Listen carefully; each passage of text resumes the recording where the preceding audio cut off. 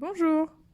Aujourd'hui, on va apprendre à faire deux types de diminution. Alors, une diminution inclinée vers la droite, donc qui va pencher vers la droite, et une diminution inclinée vers la gauche, donc qui va plutôt pencher vers la gauche. On peut le voir ici, avec le petit V. Hop. Vous voyez, ici, on a deux colonnes de V, et hop, d'un coup d'un seul, il n'y a plus qu'une colonne parce qu'on a regroupé ces deux colonnes ici en diminuant une maille et on a ce qu'on appelle une diminution inclinée vers la droite puisqu'on a ici le petit V qui se rabat vers la droite alors que celle d'à côté, ici vous voyez, vous avez deux colonnes qui viennent se rassembler en une seule avec le petit V qui cette fois-ci est sur la colonne de gauche, de droite pardon, qui va aller vers la gauche. Vous voyez bien, là, c'est penché vers la gauche. Et donc là, on va être plutôt sur une diminution inclinée vers la gauche. Donc on va apprendre à faire ces deux diminutions-là, parce que souvent, c'est ce qu'on va avoir besoin. Par exemple, ici, alors je voudrais pas perdre mes mailles, donc je vais tenir ça comme ça. Ici, je suis en train de faire la manche d'un petit gilet pour ma fille. Et donc, sous la manche, ici, on va avoir une ligne de diminution. Donc, c'est des diminutions pardon, qui sont invisibles. Mais si on regarde de plus près, on les voit. Et donc, c'est ça l'intérêt, c'est d'avoir des diminutions qui sont discrètes et qui vont venir vraiment se rabattre proprement tout le long de la ligne sous le bras. Donc, on va commencer par voir la diminution inclinée vers la droite, donc celle où la maille va pouf, pencher comme ça sur le côté et se rabattre sur celle de droite.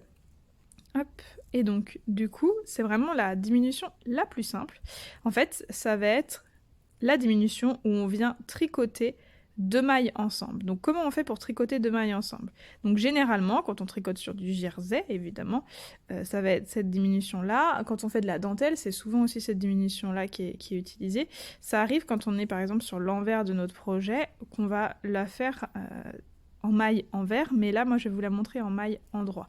C'est souvent celle-ci qui est utilisée. Donc, du coup, ça va être très facile. En fait, d'habitude, on vient piquer la maille comme ceci, donc à l'endroit. Et bien là, on va prendre la deuxième maille de l'aiguille et on va venir traverser les deux mailles ensemble. Vous voyez, j'ai vraiment traversé celle-ci et celle-ci. Donc ça va donner hop, quelque chose comme ça qui vient traverser, vous voyez, les deux mailles d'un coup. On vient faire notre jeté et on passe notre aiguille par-dessus comme d'habitude. Donc en fait, on a juste tricoté deux mailles ensemble. Donc tricoter deux mailles ensemble, ça nous fait une diminution inclinée vers la droite. Donc hop, je vous remontre. Je vais reprendre mes deux mailles. Voilà, pour bien vous montrer. On a nos mailles qui sont sur notre aiguille. On va pas prendre la première, on va prendre la deuxième en même temps que la première. On traverse les mailles, les deux mailles ensemble. Donc n'hésitez pas à venir vous aider avec votre index. Hop, pour tenir les deux mailles ensemble. Là j'ai traversé les deux, on le voit bien. Je fais mon jeté et hop, je ressors mon fil.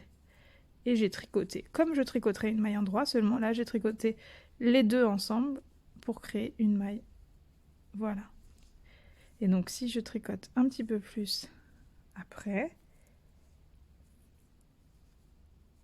voilà, ici, on se rend bien compte qu'on a hop, les deux colonnes ici sont rassemblées sur cette maille-là, et c'est bien la maille de gauche qui passe par-dessus la maille de droite, ce qui nous donne une impression de maille qui penche vers la droite. Voilà. Hop. Donc voilà pour la diminution tricoter deux mailles ensemble. Maintenant, on va se retrouver pour la diminution ici inclinée vers la gauche qu'on appelle le surjet simple. À tout de suite. Et voilà, de retour. Donc j'ai tricoté tout mon tour et j'arrive à la fin de mon tour. Donc il ne me reste plus que deux mailles sur mon aiguille de gauche. Et donc sur ces deux mailles-là, je vais devoir faire une diminution qui est penchée vers la gauche. Donc penchée vers la gauche comme celle qu'on voit ici par exemple. Donc l'idée de faire une diminution qui est penchée sur la gauche, ça va être une augmentation qu'en français on appelle le surjet simple. Alors il en existe d'autres, des diminutions penchées vers la gauche, je vous les montrerai dans d'autres vidéos, mais là on va vraiment se baser sur celle-ci, c'est celle qui est utilisée dans mon projet actuellement, donc c'est pour ça que je me suis dit que c'était intéressant de vous montrer comment elle fonctionnait. Donc la diminution surjet simple, donc la diminution qui se penche vers la gauche, ça va être assez facile. Ça va un peu reprendre l'idée de rabat de maille. Donc on va venir glisser la maille numéro 1 comme si on la tricotait à l'endroit. Vous voyez, hop, je le repose, je viens la prendre comme si je la tricotais à l'endroit, mais je ne fais pas de jeté, je vais juste la faire glisser sur mon aiguille de droite. D'accord? Ensuite, on va tricoter la maille qui suit. Voilà. Et la maille qu'on a glissée ici, celle-ci, on va venir l'attraper, hop, et on va la rabattre par-dessus celle qu'on a tricotée. Voilà.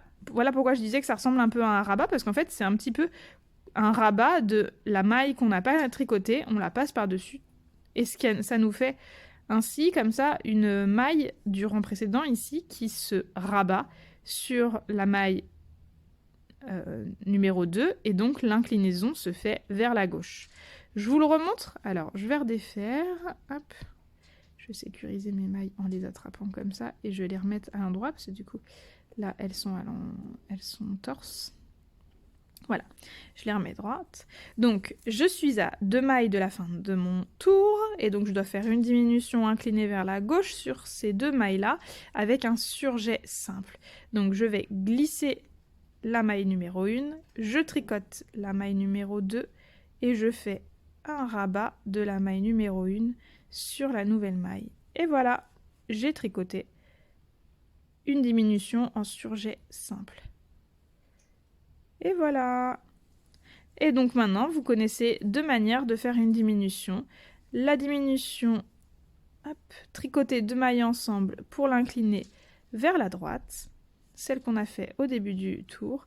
Et à la fin du tour, nous avons fait un surjet simple pour faire une inclinaison vers la gauche de notre diminution. Ce qui nous donne un rendu comme ceci une fois tricoté. C'est invisible, mais tout de même, ça donne une jolie dynamique à nos rangs. Et voilà. Eh bien, j'espère que vous avez tout compris, et maintenant, à vos tricots!